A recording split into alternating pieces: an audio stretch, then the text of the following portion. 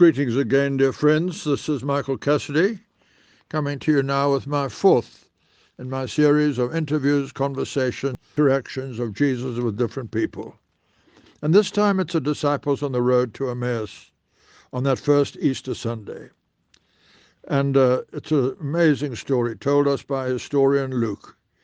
At verse 13 of Luke 24, that very day 2 of them were going to a village named Emmaus, about 7 miles from Jerusalem.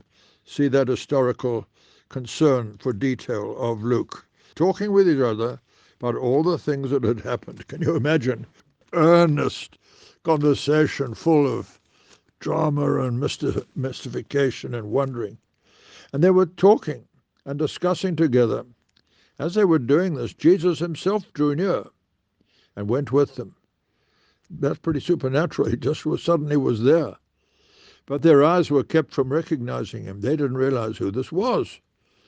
And he said to them, "What's this conversation which you're holding with each other as you walk?" Quite bold, wouldn't you say?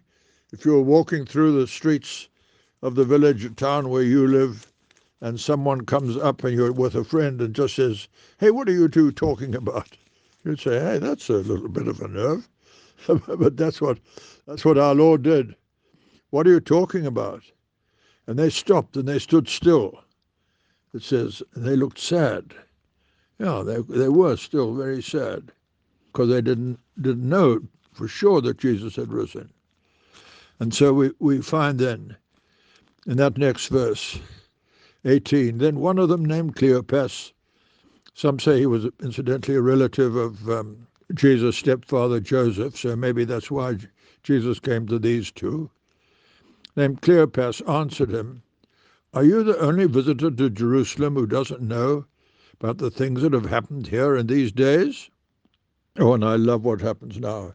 I think it just shows a wonderful touch of the humor of Jesus. And he's going to answer with a chuckle and a smile and a twinkle in his eye. He's the center of everything. They say, "Don't you know about these things?" And Jesus says, "Oh, what things? What are you talking about?" And how startled they must have been. They said, about Jesus of Nazareth. By the way, that's what we all have to talk about, hey? Jesus of Nazareth, who was a prophet, mighty in deed and word before God and all the people, how our chief priests and rulers delivered him up to be condemned to death and crucified him. But we had hoped that he was the one who would redeem Israel. It's a very shattering thing, of course, in life to have one's hopes dashed. They had all these hopes built around Jesus, but he was condemned to death and crucified. Their hopes were dashed. We had these hopes. Then they go on, but yes, moreover, some women of our company amazed us. They were at the tomb early in the morning and didn't find his body. And they came back saying that they had seen a vision of angels who said he was alive. Verse 24, some of those who were with us went to the tomb and found it just as the women had said, but him they did not see. Oh, now Jesus gets a little bit quite abrupt here in a way, but he's always concerned that we should believe, we should have faith. And he wants to rebuke them about this. And he said to them, "O foolish men, slow of heart, to believe all that the prophets have spoken." Dear ones, we mustn't be slow of heart to believe what the Old Testament prophets have spoken in the scriptures and what the New Testament writers have written in the New Testament. We have a reliable, but authoritative Bible, and we must believe it. But they say, this is all very mysterious to us. But Jesus now, he rebukes them. And he says, wasn't it necessary that the Christ should suffer these things and enter into his glory? And beginning with Moses and all the prophets, he interpreted to them in all the scriptures the things concerning himself. Once again, the egocentric teaching of Jesus and yet he gives the overwhelming impression of being a humble person. That was a Bible study to end all Bible studies. Wouldn't you like to have been in on that? Beginning with Moses and all the prophets, he interpreted to them in all the scriptures the things concerning himself. Amazing.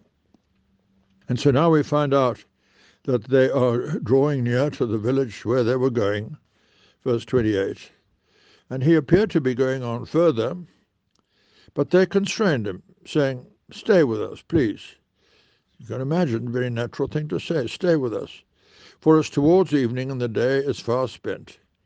So he went in to stay with them. And verse 30 says, when he was at table with them, he took bread and blessed and broke it and gave it to them. Here was the first supper, remembering the Last Supper of when the Lord had instituted the sacrament. But here now they are having it with Jesus himself. And he broke bread, took the bread, broke it, blessed it, gave it to them. And then it says their eyes were opened and they recognized him. Can you imagine? Imagine the ecstasy. They recognized him. And then he vanished out of their sight. And they said to each other, "Did not our hearts," this is verse 32, "did not our hearts burn within us while he talked to us on the road, while he opened to us the scriptures?"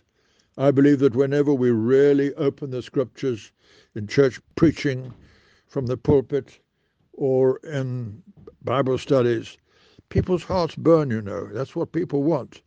They want the scriptures. They want the word. They don't just want our pretty homilies. They want what the Bible actually says. And then it says they rose that same hour. In other words, there's no dilly-dallying here. They're not even going to stay the night in the inn. They paid the bill, and then they said, "We've got to order an Uber and get quickly up to Jerusalem because we've got to get there fast." So away they go that night, same hour. Returned to Jerusalem and found the 11 gathered together. I guess these guys weren't getting any sleep. I mean, this was all so exciting. And those who were with them, and they said to those there up in Jerusalem, "The Lord has risen indeed and has appeared to Simon." That's what the group in Jerusalem said. The Lord has risen indeed, and he's appeared to Simon. That's Peter. And then the Emmaus two tell what had happened on the road to them and how he was known to them in the breaking of the bread. Oh my, can you imagine the emotions of these disciples? The excitement, the marvel, the glorying, the rising, soaring spirits. Then it says that as, verse 36, as they were saying this, Jesus stood amongst them. Once again, he'd gone by a faster Uber than they had, and he was already up there. And they were startled and frightened, supposed that they saw a spirit. But he said to them, "Don't be troubled. Don't question in your hearts. See my hands and my feet, it is I myself. Handle me. See, for a spirit hasn't got flesh and bones, as you see that I have." And it says they just disbelieved for joy. They couldn't believe their eyes and ears and what was happening to them. And then he says, "Well," after saying that, "let's have something to eat. Anyone got any fish and chips?" And so they have some fish and chips, perhaps. Then he gives them another Bible study. And we find that in verse 44 that he opened up to them everything written about him in the law of Moses, prophets and Psalms, that these must be fulfilled. He opened their minds to understand the scriptures. How marvelous is this, dear ones. Then they're sent out to the world to tell about this amazing Jesus that they had met and come to know. Dear ones, that's your job and mine today. So the Lord bless each of us as we go out to share on our particular Emmaus roads the Jesus that we have met. God bless you and have a wonderful day.